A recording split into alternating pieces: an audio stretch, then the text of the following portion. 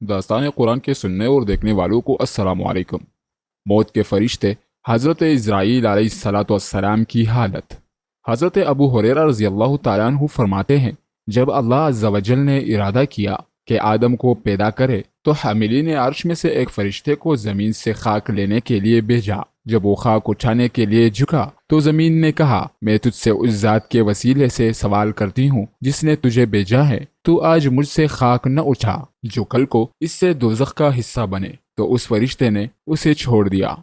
फिर जब वो अपने रब के पास पहुंचा तो अल्लाह ताला ने फरमाया, जिसके मुतालिक मैंने तुझे हुक्म दिया था उसके लाने से तुझे किस चीज़ ने रोका है? अर्ज किया, उसने मुझे आपका वास्ता दिया तो मैं उससे डर गया। जिसने आपके वसीले से सवाल किया है मैं उसे मायूस कर दूं, आप किसी और को रवाना करें। तो ज़मीन ने उनसे भी यही कहा, यहाँ तक कि अल्लाह ताला ने सब हामिलीन अर्श को बारी बारी रवाना किया। उनके बाद अल्लाह ताला ने मलकुल मौत को भेजा तो ज़मीन ने उसे भी वैसा ही कहा।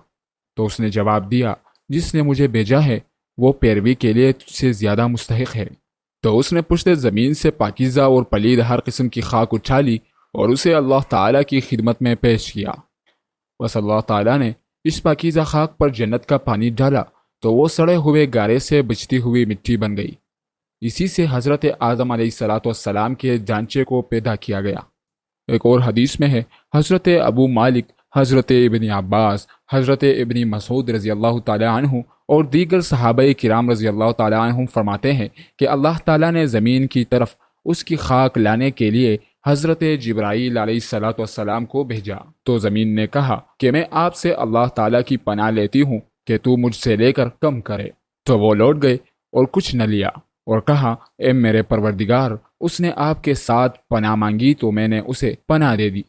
फिर इसी तरह मिकाईल को भेजा, फिर मलकुल मौत को भेजा तो उसने उससे भी पनाह मांगी। तो उन्होंने कहा, मैं भी अल्लाह से पनाह मांगता हूँ कि मैं खाली हाथ लौट जाऊँ और उसका हुक्म पूरा ना करूँ। तो उन्होंने ज़मीन से मट्टी उठा ली। इन हदीसों से मालूम हुआ कि फ़रिश्तों में हज़रत इज़राईल अलैहिस्सलाम बहुत सख्त दिल है। इसी वजह से अल्लाह ताला ने इनको अरवाह कब्ज़ करने पर मुकर्रर फरमाया है। अगर लोग मलकुल मौत की नसीहत सुन ले तो मैयत का गम भूल जाए। हज़रत हसन बसरी रहमतुल्लाह अलैह फरमाते हैं, कोई दिन ऐसा नहीं मगर मलकुल मौत हर घर में 3 मरतबा जागता है। इनमें से जिसको देखता है कि वह अपना रिज़्क़ ख़त्म कर चुका और अपनी उम्र पूरी कर चुका, उसकी रूह कब्ज़ कर लेता है। जब उसके अजीज़ व अकारिब रोना धोना शुरू करते हैं तो मलकुल मौत चौखट के दोनों बाजुओं को पकड़कर कहता है, मैंने तुम्हारा कोई कसूर नहीं किया, मैं तो इस पर मुकर्रर हूँ। कसम बखुदा मैंने तुम्हारा रिज़्क़ नहीं खाया, तुम्हारी उम्र ख़त्म नहीं की और ना ही तुम्हारे मौत में वक्त आने से पहले पहल की है। मैंने तो तुम में लौटना है, फिर लौटना है, फिर लौटना है, यहाँ तक कि तुम में से किसी को बाकी न छोड़ूंगा। हज़रत हसन फरमाते हैं, कसम बखुदा अगर रोने वाले इसके मकाम को देख ले और इसकी बात सुन ले तो अपनी मैयत को भूल जाए और अपने आप पर रोना शुरू कर दे।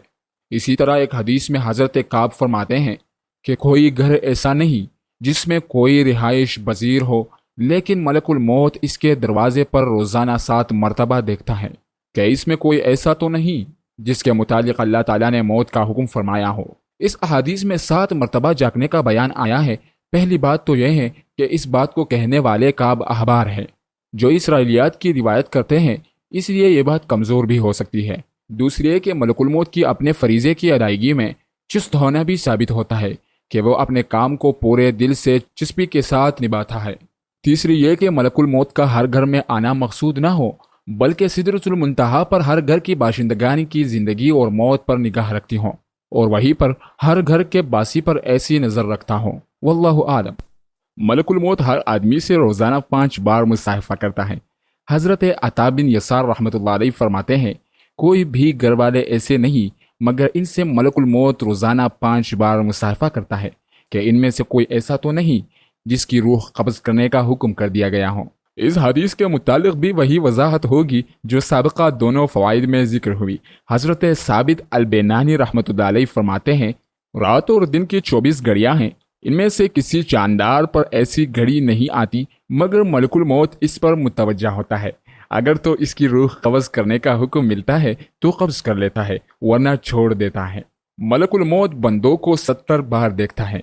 حضرت انس رضی اللہ تعالیٰ عنہ فرماتے ہیں کہ آپ صلی اللہ علیہ وسلم نے فرمایا، ملک الموت انسانوں کے چہرے پر روزانہ 70 دفعہ دیکھتا ہے۔ جب وہ آدمی ہنستا ہے جس کی طرف ملک الموت بھیجا جاتا ہے تو وہ کہتا ہے، تعجب ہے، میں تو اس کی طرف اس لیے بھیجا گیا ہوں کہ اس کی روح قبض کروں، اور وہ ہنسنے میں لگا ہے۔ پیارے دوستو، واقعی تعجب کی بات ہے، جو آدمی ہر وقت ملک الموت کی نظروں میں ہو، اسے ہنسنے سے کیا کام؟ اسے تو ہر وقت موت کی تیاری اور آخرت کی فکر میں رہنا چاہیے۔ پیارے دوستو، یہ بھی کہا جاتا ہے کہ ملک الموت ہر مومن پر نرمی کا برتاؤ کرتا ہے، نمازی کے لیے کلمے کی تلقین کرتا ہے اور شیطان کو بھگاتا ہے۔ حضرت حارث بن خزرج رحمۃ اللہ علیہ کے باپ ابو الخزرج رضی اللہ تعالیٰ عنہ فرماتے ہیں کہ میں نے رسول اللہ صلی اللہ علیہ وسلم کو اس وقت فرماتے ہوئے سنا جب آپ صلی اللہ علیہ وسلم نے ملک الموت کو ایک انصاری نوجوان کے سر کے پاس بیٹھے ہوئے دیکھا کہ اے ملک الموت، میرے صحابی پہ نرمی کرنا کیونکہ یہ مومن ہے۔ تو ملک الموت نے عرض کیا، آپ اپنے نفس کو خوش اور آنکھوں کو ٹھنڈا کر لے، کیونکہ میں ہر مومن پر نرم ہوں۔ اے محمد صلی اللہ علیہ وسلم، آپ جان لے، میں جب کسی انسان کی روح قبض کرتا ہوں اور کوئی رونے والا دھاڑے مارتا ہے تو میں گھر میں رک جاتا ہوں، اور میرے ساتھ مردہ کی روح بھی ہوتی ہے تو میں کہتا ہوں، اے رونے والے، یہ کیا ہے؟ قسم بخدا ہم نے اس پر کوئی ظلم نہیں کیا، اور نہ ہی پہلے موت دی، اور نہ ہی اس کے مقدر میں سبقت کی ہے۔ اس کی روح قبض کرنے میں ہمارا کوئی قصور نہیں۔ اگر تو تم اللہ کے کیے پر راضی ہو جاؤ تو اجر پاؤ، اور اگر غصے کا اظہار کرو تو گناہگار ٹھہرو اور تکلیف اٹھاؤ۔ ہم نے تمہارے پاس آنا ہے، بار بار آنا ہے، تم اپنی فکر کرو۔ کوئی بھی بالوں کے گھر والے اور مٹی کے گھر والے ایسے نہیں، اور نہ ہی چھوٹے گناہگار اور بڑے گناہگار ایسے ہیں، مگر میں تو ان سب سے رات دن ملاقات کرتا ہوں، یہاں تک کہ میں ان کے چھوٹے اور بڑے سے بھی ان کے اپنے آپ کو زیادہ پہچانتا ہوں۔ قسم بخدا اگر میں کسی مچھر کی روح بھی قبض کرنے کا ارادہ کروں تو مجھے اس پر بھی قدرت نہیں، یہاں تک کہ اللہ تعالیٰ اس کے قبض کرنے کے مجھے اجازت فرمائے۔ حضرت جعفر بن محمد رحمۃ اللہ علیہ فرماتے ہیں، مجھے یہ بات پہنچی ہے کہ ملک الموت لوگوں سے نماز کے اوقات میں مصافحہ کرتا ہے، پھر جب بوقت موت حاضر ہوتا ہے تو اگر وہ محافظین نماز میں سے تھا تو فرشتہ اس کے قریب ہو جاتا ہے اور شیطان کو بھگاتا ہے، اور اس کے لیے یہ فرشتہ ایسی خطرناک حالت میں لا الہ الا اللہ محمد رسول اللہ کی تلقین کرتا ہے۔ اب آتے ہیں کہ حضرت اسرائیل علیہ السلام مومنوں اور کافروں کی روحیں کس کس شکل میں قبض کرتا ہے۔ حضرت ابن مسعود اور حضرت ابن عباس رضی اللہ تعالیٰ عنہ فرماتے ہیں کہ جب اللہ تعالیٰ نے حضرت ابراہیم علیہ السلام کو اپنا خلیل بنایا تو حضرت ملک الموت نے رب تعالیٰ سے درخواست کی کہ اسے اجازت ہو تو وہ حضرت ابراہیم علیہ السلام کو اس کی خوشخبری سنائے۔ بس اللہ تعالیٰ نے ان کو اجازت دی تو وہ حضرت ابراہیم علیہ السلام کے پاس حاضر ہوئے اور اس کی بشارت سنائی۔ تو حضرت ابراہیم علیہ السلام نے فرمایا الحمدللہ، پھر فرمایا اے ملک الموت، مجھے دکھاؤ کہ تو کفار کی روحیں کس حالت میں قبض کرتا ہے۔ تو انہوں نے عرض کی اے ابراہیم علیہ السلام، آپ اس کی ہمت نہیں رکھتے۔ فرمایا نہیں۔ عرض کیا تو پھر چہرہ ادھر کرے۔ تو انہوں نے اپنا چہرہ ہٹایا، پھر جب دیکھا تو وہ ایک سیاہ فام آدمی کی شکل میں تھے۔ ان کا سر آسمان سے باتیں کر رہا تھا، ان کے منہ سے آگ کے شعلے نکل رہے تھے، اور ان کے جسم کا کوئی بال نہیں تھا، مگر وہ بھی ایک ایسے آدمی کی شکل میں تھا کہ اس کے منہ سے اور کانوں سے آگ کے شعلے نکل رہے تھے۔ یہ شکل دیکھ کر حضرت ابراہیم علیہ السلام پر غشی طاری ہو گئی۔ جب افاقہ ہوا تو ملک الموت پہلی صورت میں آ چکے تھے۔ حضرت ابراہیم علیہ السلام نے فرمایا اے ملک الموت، کسی بھی کافر کو کوئی مصیبت اور غم نہ پہنچے، بس تیری صورت ہی نظر آ جائے تو اس کے گناہوں کی سزا کے لیے یہی کافی ہے۔ اب تو مجھے یہ دکھا کہ تو مومنوں کی روحیں کس حالت میں قبض کرتا ہے۔ عرض کیا کہ اپنا چہرہ ہٹائے۔ تو انہوں نے چہرہ ہٹایا، پھر جو دیکھا تو وہ ایک نوجوان آدمی کی شکل میں تھے جو سفید لباس میں انسانوں میں خوبصورت ترین اور پاکیزہ خوشبو کا مالک ہو۔ تو فرمایا اے ملک الموت، اگر کوئی مومن اپنے موت کے وقت کوئی آنکھوں کی ٹھنڈک اور عزت نہ دیکھے، بس تیری یہ صورت ہی دیکھ لے تو اس کی اطاعت شاعری کے انعام میں یہی کافی ہے۔ معزز دوستو، اب آتے ہیں کہ ملک الموت کو انسان کی موت کی خبر کیسے ہوتی ہے۔ حدیث میں ہے کہ حضرت شہر بن حوشب رحمۃ اللہ علیہ فرماتے ہیں کہ ملک الموت بیٹھا ہوا ہے اور پوری دنیا اس کے گھٹنوں کے درمیان ہے، اور وہ لوح جس میں اولاد آدم کی موت کے اوقات لکھے ہوئے ہیں اس کے ہاتھوں میں ہے۔ اس کے سامنے موت کے فرشتے حالت قیام میں ہیں، اور یہ موت کی لوح دیکھتا ہے اور پلک تک نہیں جھپکاتا پس جب کسی بندے کی موت آنے پر مرنے والے کے پاس پہنچتا ہے تو ان فرشتوں کو کہتا ہے اس کی روح قبض کر لو۔ کسی کی روح قبض کرنے میں جتنے فرشتے درکار ہوتے ہیں اتنے ہی اس کے پاس جاتے ہیں، باقی ملک الموت کے سامنے ہوتے ہوں گے تاکہ کسی دوسرے کی روح قبض کرنے کے لیے کچھ اور فرشتے بھیجے جائیں۔ اب آتے ہیں کہ ملک الموت کب سے چھپ کر روح قبض کرنے لگے۔ امام اعمش رحمۃ اللہ علیہ فرماتے ہیں کہ ملک الموت لوگوں کے سامنے آ جاتے تھے تو ایک بار ایک آدمی کے پاس آئے اور فرمایا اپنی ضرورت پوری کر لے، میں تیری روح قبض کرنے کا ارادہ رکھتا ہوں۔ تو اس نے بددعا دی، تب سے اللہ تعالیٰ نے بیماری نازل فرمائی اور موت کو خفیہ رکھا گیا۔ حضرت جابر بن یزید رحمۃ اللہ علیہ فرماتے ہیں کہ ملک الموت بغیر تکلیف کے ارواح کو قبض کرتے تھے تو لوگوں نے انہیں لعنت ملامت شروع کر دی، تو انہوں نے رب تعالیٰ کے سامنے شکایت فرمائی تو اللہ تعالیٰ نے بیماریاں مقرر کر دیے اور لوگ ملک الموت علیہ الصلوۃ والسلام کو بھول گئے اور یہ کہا جانے لگا کہ فلاں فلاں مرض سے وفات پا گیا۔ پیارے دوستو، ملک الموت کے ذریعے اللہ تعالیٰ نے ایک بندے کو سلام بھی فرماتے ہیں۔ حضرت ابن مسعود رضی اللہ تعالیٰ عنہ فرماتے ہیں جب اللہ عز و جل مومن کی روح قبض کرنے کا ارادہ فرماتے ہیں تو حضرت ملک الموت سے فرماتے ہیں اسے میری طرف سے سلام کہو۔ تو جب ملک الموت اس کی روح قبض کرنے آتا ہے تو کہتا ہے آپ کو آپ کا رب سلام فرماتا ہے۔ ملک الموت اور انتقال سرور کائنات صلی اللہ علیہ وسلم۔ حضرت ابن عباس رضی اللہ تعالیٰ عنہ فرماتے ہیں کہ ملک الموت نبی اکرم صلی اللہ علیہ وسلم کے پاس اس مرض میں حاضر ہوئے جس میں آپ کا انتقال پر ملال ہوا تھا، تو انہوں نے آنے کی اجازت طلب کی، جبکہ آپ صلی اللہ علیہ وسلم کا سر مبارک حضرت علی رضی اللہ تعالیٰ عنہ کی گود میں تھا، تو انہوں نے آتے ہوئے کہا السلام علیکم ورحمۃ اللہ وبرکاتہ، تو حضرت علی رضی اللہ تعالیٰ عنہ نے فرمایا واپس ہو جاؤ، تم سے بے توجہ ہے۔ تو حضرت سرور کائنات صلی اللہ علیہ وسلم نے فرمایا اے ابو الحسن، تو جانتا ہے یہ کون ہے؟ یہ ملک الموت ہے، انہیں احترام سے آنے دو۔ جب وہ تشریف لا چکے تو عرض کیا آپ کا پروردگار آپ کو سلام فرماتا ہے، تو آپ نے ملک الموت سے فرمایا جبرائیل کہاں ہے؟ عرض کیا وہ میرے قریب نہیں ہے، ابھی حاضر ہونے کو ہے۔ اور جب ملک الموت جانے لگے تو حضرت جبرائیل علیہ الصلوۃ والسلام تشریف لائے اور ملک الموت سے فرمایا جو ابھی دروازے میں ہی تھے، اے ملک الموت آپ کو کس ضرورت نے باہر کیا؟ فرمایا حضرت محمد صلی اللہ علیہ وسلم آپ کو طلب فرماتے ہیں۔ پھر جب یہ دونوں ملک الموت اور جبرائیل علیہ الصلوۃ والسلام بیٹھ گئے تو جبرائیل نے عرض کیا اے ابو القاسم آپ پر سلام ہو، یہ آپ کی اور میری جدائی کی گھڑی ہے۔ ابن عباس رضی اللہ تعالیٰ عنہ فرماتے ہیں کہ مجھے یہ بات پہنچی ہے کہ ملک الموت نے اس سے پہلے اہل بیت پر کبھی سلام نہیں کہا اور نہ ہی اس کے بعد کسی عام و خاص بندے پر سلام کہیں گے۔ ایک اور حدیث میں ہے کہ حضرت حسین رضی اللہ تعالیٰ عنہ سے مروی ہے کہ حضرت جبرائیل جناب نبی کریم صلی اللہ علیہ وسلم کی وفات کے روز نازل ہوئے اور عرض کیا آپ اپنے آپ کو کیسا پاتے ہیں؟ ارشاد فرمایا میں اپنے آپ کو غمزدہ اور رنجیدہ پاتا ہوں۔ پھر ملک الموت نے دروازے سے آنے کی اجازت طلب کی تو جبرائیل نے عرض کیا اے محمد یہ ملک الموت ہے، آپ سے اجازت طلب کر رہے ہیں۔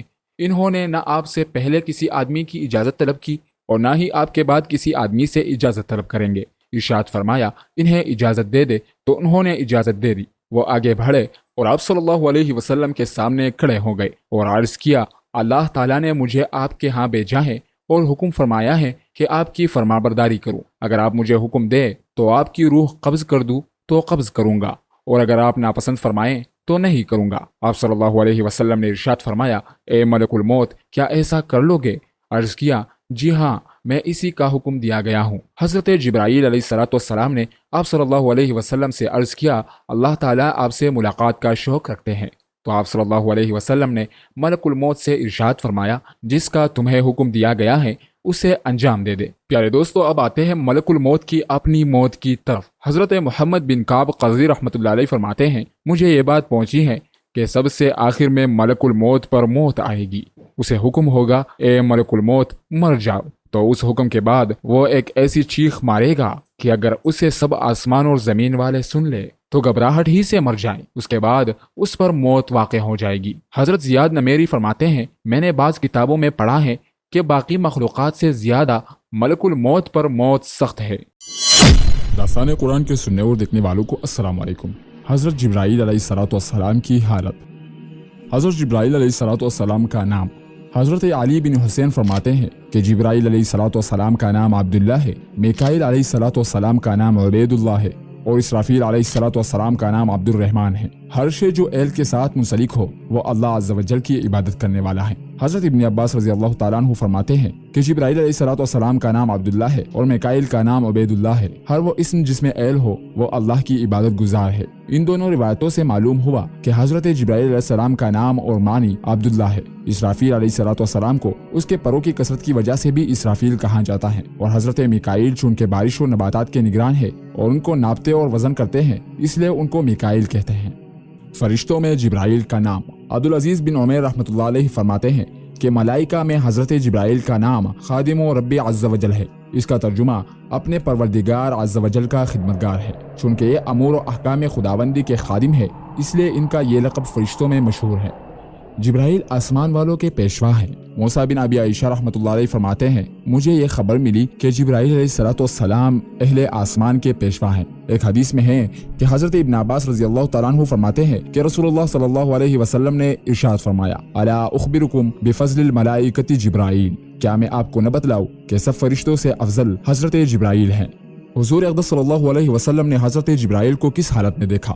حضرت ابن مسعود رضی اللہ تعالیٰ عنہ فرماتے ہیں کہ رسول اکرم صلی اللہ علیہ وسلم نے جبرائیل کو سبز لباس میں دیکھا کہ انہوں نے آسمان اور زمین کے درمیان کا حصہ پر کر رکھا تھا۔ ایک اور حدیث میں ہے حضرت عائشہ رضی اللہ تعالیٰ عنہ سے مروی ہے کہ رسول اللہ صلی اللہ علیہ وسلم نے فرمایا میں نے جبرائیل کو نازل ہوتے ہوئے دیکھا ہے، اس نے آسمان کے دونوں کناروں کو بھرا ہوا تھا، اس پر نہایت ہی نفیس اور باریک کپڑے تھے جس کے ساتھ لؤلؤ اور یاقوت جڑے ہوئے تھے۔ ایک اور حدیث میں ہے کہ حضرت عائشہ رضی اللہ تعالیٰ عنہ فرماتی ہے کہ رسول اللہ صلی اللہ علیہ وسلم نے حضرت جبرائیل کو فرمایا میں چاہتا ہوں کہ تمہیں تمہاری اصل صورت میں دیکھوں۔ انہوں نے عرض کیا آپ اس کو پسند فرماتے ہیں؟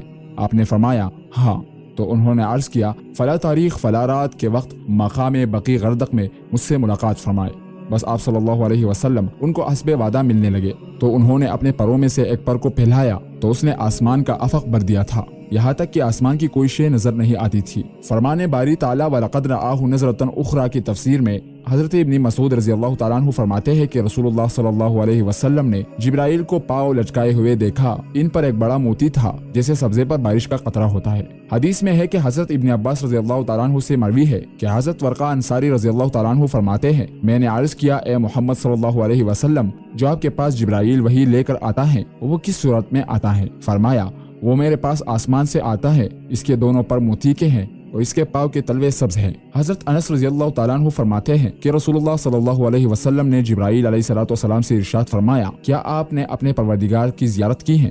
عرض کیا کہ میرے اور اس کے درمیان آگ اور نور کے 70 پردے ہیں، اگر میں ان پردوں میں سے اپنے نزدیک والے پردے کو بھی دیکھوں تو جل جاؤں۔ اس حدیث سے معلوم ہوا کہ حضرت جبرائیل علیہ الصلوۃ والسلام نے اللہ تعالیٰ کی زیارت نہیں کی اور اس کے اور اللہ کے درمیان آگ اور نور کے 70 پردے ہیں۔ حضرت شریح بن عبداللہ رحمۃ اللہ علیہ سے مروی ہے کہ نبی کریم صلی اللہ علیہ وسلم آسمان کی طرف معراج کے موقع پر تشریف لے گئے تو حضرت جبرائیل کو اپنی اصل صورت میں دیکھا جس کے پر زبرجد بڑے موتی اور یاقوت کے قیمتی موتیوں سے جڑے ہوئے تھے۔ آپ نے فرمایا کہ مجھے یہ خیال ہوا کہ اس کے آنکھوں کے درمیانی حصے نے افق آسمان کو پر کر رکھا ہے اور اس سے قبل میں نے اسے مختلف صورتوں میں دیکھا ہے، جبکہ میں نے اسے اکثر طور پر وحیہ کلبی مشہور صحابی کی شکل میں دیکھا ہے اور کبھی کبھی میں نے اسے اس طرح دیکھا ہے جس طرح کوئی آدمی اپنی دوست کو چھلنی کے پیچھے دیکھتا ہے۔ حدیث میں ہے کہ حضرت ابن مسعود رضی اللہ تعالیٰ عنہ فرماتے ہیں کہ رسول اللہ صلی اللہ علیہ وسلم نے حضرت جبرائیل علیہ الصلوۃ والسلام کو اس کی اصل صورت میں 2 دفعہ کے علاوہ کبھی نہیں دیکھا۔ پہلی مرتبہ تو اس وقت دیکھا جب آپ صلی اللہ علیہ وسلم نے اسے خود کو دکھلانے کی خواہش ظاہر کی تو اس نے اپنے آپ کو دکھلایا کہ افق کو پر کیے ہوئے تھا، اور دوسری دفعہ سدرۃ المنتہا کے پاس معراج کی رات میں دیکھا۔ ایک اور حدیث میں ہے کہ حضرت ابن عباس رضی اللہ تعالیٰ عنہ سے مروی ہے کہ نبی کریم صلی اللہ علیہ وسلم نے ارشاد فرمایا حضرت جبرائیل کے دونوں کندھوں کا درمیانی فاصلہ تیز رفتار پرندے کے 500 سال کے سفر کے برابر ہے۔ حضرت ابن عباس رضی اللہ تعالیٰ عنہ سے مروی ہے کہ آن حضرت صلی اللہ علیہ وسلم نے ارشاد فرمایا حضرت جبرائیل علیہ الصلوۃ والسلام کے لؤلؤ موتی کے 600 پر ہیں جن کو اس نے پلایا تھا جیسے مور اپنے پروں کو پھیلاتا ہے۔ اس سے کئی باتیں معلوم ہوئے، ایک یہ کہ جبرائیل علیہ الصلوۃ والسلام کے لؤلؤ موتی کے 600 پر ہیں، دوسری یہ کہ اس نے اپنے پر اس طرح پلائے تھے جس طرح مور اپنے پر پلاتا ہے۔ لؤلؤ ایک قیمتی قسم کا پتھر ہے لیکن حضرت جبرائیل علیہ الصلوۃ والسلام کے یہ پر عالم بالا کے قیمتی لؤلؤ کے ہیں جن کی دنیا میں کوئی مثال نہیں۔ حضرت جبرائیل علیہ السلام کی شکل و صورت۔ حضرت حذیفہ رضی اللہ تعالیٰ عنہ، حضرت ابن جریح اور حضرت فتادہ رحمۃ اللہ علیہ سے مروی ہے کہ جبرائیل علیہ السلام کے دو بڑے بڑے پر ہیں اور اس پر موتیوں سے پوری ہوئی ایک پٹی ہے، اگلے دانت چمکدار ہیں، پیشانی منور ہے، سر کے بال گنگریالے ہیں اور سر مرجان کی طرح ہیں اور مرجان برف کی طرح سفید موتی ہیں اور اس کے دونوں قدم سبزی مائل ہیں۔ حضرت جبرائیل علیہ السلام کا کام۔ حضرت اکرمہ رحمۃ اللہ علیہ فرماتے ہیں کہ جبرائیل علیہ السلام نے فرمایا، مجھے میرا پروردگار کسی کام کے لیے روانہ فرماتا ہے تاکہ میں اسے سر انجام دوں، لیکن اللہ کے حکم کو دیکھتا ہوں کہ اس کی ادائیگی مجھ سے سبقت لے جاتا ہے۔ ایک حدیث میں ہے کہ حضرت وہاب رحمۃ اللہ علیہ فرماتے ہیں کہ مقرب ترین فرشتوں میں حضرت جبرائیل علیہ السلام ہے، پھر میکائیل ہے۔ بس جب اللہ تعالیٰ کسی بندے کا اس کے نیک عمل کی وجہ سے ذکر کرتے ہیں تو فرماتے ہیں فلاں بن فلاں نے میرے فرمانبرداری میں ایسا ایسا عمل کیا ہے۔ پھر میکائیل حضرت جبرائیل علیہ السلام سے پوچھتے ہیں کہ ہمارے رب نے کیا فرمایا، تو وہ کہتے ہیں کہ فلاں ولد فلاں اپنے نیک عمل کی وجہ سے یاد کیا گیا ہے، پھر اس پر اپنی رحمتیں بیچتے ہیں، اللہ کی اس پر رحمتیں ہوں۔ پھر آسمان والوں میں سے جو میکائیل کو دیکھتا ہے تو وہ کہتے ہیں کہ ہمارے رب نے کیا فرمایا ہے، تو وہ کہتا ہے کہ فلاں بن فلاں اپنے نیک عمل کی وجہ سے یاد کیا گیا ہے، پھر اس پر رحمتیں بھیجی گئی ہیں، اللہ کی اس پر رحمتیں ہوں۔ بس یہ بات بدے دستور ایک آسمان سے دوسرے نچلے آسمان تک اترتی رہتی ہیں، یہاں تک کہ زمین تک آ پہنچتی ہیں، اور جب کوئی بندہ اپنے برے اعمال کی وجہ سے یاد کیا جاتا ہے تو اللہ تعالیٰ فرماتا ہے میرے بندے فلاں ولد فلاں نے میری نافرمانی کی، اس پر میری لعنت ہو۔ پھر میکائیل حضرت جبرائیل علیہ السلام سے پوچھتے ہیں کہ ہمارے رب نے کیا ارشاد فرمایا، تو وہ کہتے ہیں کہ فلاں ولد فلاں اپنے برے اعمال کی وجہ سے یاد کیا گیا ہے، اس پر اللہ کی لعنت ہو۔ پھر بدستور یہ بات مت سنا فرمایا۔ آپ صلی اللہ علیہ وسلم نے فرمایا جبرائیل، میکائیل، ملک الموت، اسرافیل اور عرش کو اٹھانے والے فرشتے ہیں، ذوالجلال والاکرام ہے۔ جبرائیل، میکائیل، اسرافیل اور ملک الموت زندہ ہے۔ اب اللہ تعالیٰ حدیث میں ہے کہ حضرت انس رضی اللہ تعالیٰ عنہ ہی سے مروی ہے، وہ آیات نفخ فی الصور کی تفسیر میں آپ سے نقل کرتے ہیں کہ آپ نے فرمایا جن لوگوں کو اللہ تعالیٰ نے متثنا فرمایا یہ تین ہوں گے، حضرت جبرائیل علیہ السلام، حضرت میکائیل علیہ السلام اور موت کا فرشتہ حضرت اسرائیل علیہ السلام۔ بس اللہ تعالیٰ فرمائیں گے جبکہ اس کی ذات بڑی عالم ہے، اے موت کے فرشتے باقی کون بچا ہے؟ تو یہ عرض کرے گا آپ کی باقی رہنے والی کریم ذات بچی ہے اور آپ کا بندہ جبرائیل اور میکائیل اور موت کا فرشتہ۔ تو اللہ تعالیٰ فرمائیں گے کہ میکائیل کی روح نکال لے۔ اس کے بعد اللہ تعالیٰ فرمائیں گے جبکہ وہ سب سے زیادہ جاننے والا ہے، اے ملک الموت کون باقی رہا ہے؟ تو عرض کریں گے آپ کی ذات باقی ہے اور آپ کا بندہ جبرائیل بھی اور ملک الموت بھی۔ تو اللہ تعالیٰ حکم فرمائیں گے کہ جبرائیل کی روح بھی نکال لے۔ پھر اللہ تعالیٰ فرمائیں گے جبکہ وہ سب سے زیادہ علم رکھتا ہے، اے ملک الموت کون باقی بچا ہے؟ تو عرض کریں گے آپ کی باقی رہنے والی کریم ذات باقی ہے اور آپ کا بندہ ملک الموت بھی، جبکہ یہ بھی مرنے والا ہے۔ تو اللہ تعالیٰ فرمائیں گے تو بھی مر جا۔ اس کے بعد اللہ تعالیٰ منادی فرمائیں گے میں نے خلق کی ابتدا کی تھی، پھر میں ہی اس کو دوبارہ لٹاؤں گا۔ سب سے پہلے حساب و کتاب حضرت جبرائیل علیہ السلام سے لیا جائے گا۔ حضرت عطا بن الصائب رحمۃ اللہ علیہ فرماتے ہیں کہ سب سے پہلے حضرت جبرائیل علیہ السلام کا حساب و کتاب ہوگا، کیونکہ وہ خدا کے انبیاء اور رسولوں پر خدا کے امانت دار تھے۔ جبرائیل علیہ السلام روز قیامت ترازو حساب کے نگران ہوں گے۔ حضرت حذیفہ رضی اللہ تعالیٰ عنہ نے فرمایا روز قیامت ترازو حساب کے نگران حضرت جبرائیل علیہ السلام ہوں گے۔ حضرت میکائیل علیہ السلام۔ روایات میں آتا ہے کہ حضرت میکائیل علیہ السلام کا نام عبید اللہ ہے۔ حضور صلی اللہ علیہ وسلم نے حضرت جبرائیل علیہ السلام سے فرمایا کیا بات ہے، میں نے میکائیل کو کبھی ہنستے ہوئے نہیں دیکھا۔ تو انہوں نے عرض کیا جب سے دوزخ پیدا کی گئی ہے میکائیل کبھی نہیں ہنسے۔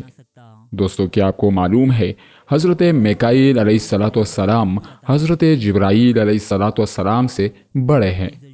احادیث میں ملتا ہے کہ حضرت جبرائیل علیہ السلام اور حضرت میکائیل علیہ السلام آپ صلی اللہ علیہ وسلم کی خدمت میں حاضر ہوئے جبکہ آپ مسواک فرما رہے تھے، تو آپ صلی اللہ علیہ وسلم حضرت جبرائیل کو مسواک دینے لگے تو حضرت جبرائیل علیہ السلام نے ارشاد فرمایا بڑے کو دے۔